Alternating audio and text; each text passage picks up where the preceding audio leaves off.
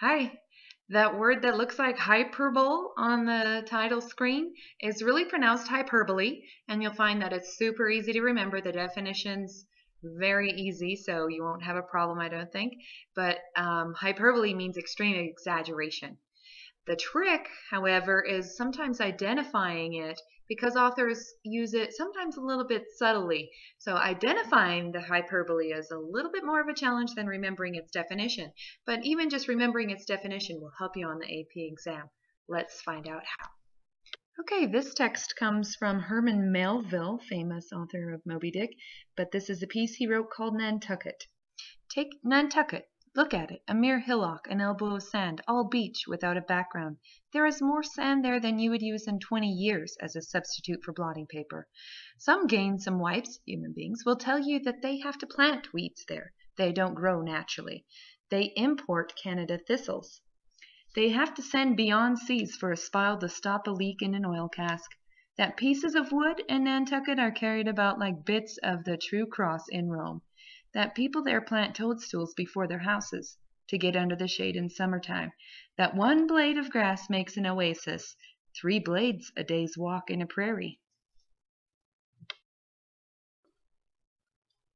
Now let's look at the question. The subtle humor of the first paragraph is dependent upon A, paradox, B, hyperbole, C, juxtaposition, D, irony, E, ad hominem argument.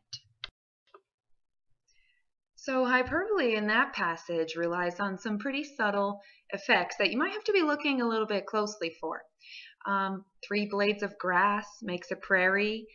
People plant toadstools to get some shade.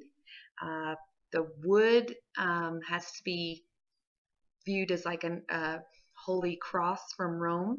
So you can see how, that hyperbole is definitely there. You have to be reading with your solid inference eyes on because sometimes the words might not do it for you as much as even my tone of voice might have helped you see how there was hyperbole in that statement. But when you really get looking at it, 3 blades of grass equated to a prairie is a pretty strong exaggeration. So remember that hyperbole means exaggeration, extreme exaggeration. You see it all the time. These authors use it to create an effect of having some humor or really opening the reader's eyes and bringing some attention to this particular detail that they're trying to bring out. So hyperbole, exaggeration. Thanks. Have a good night.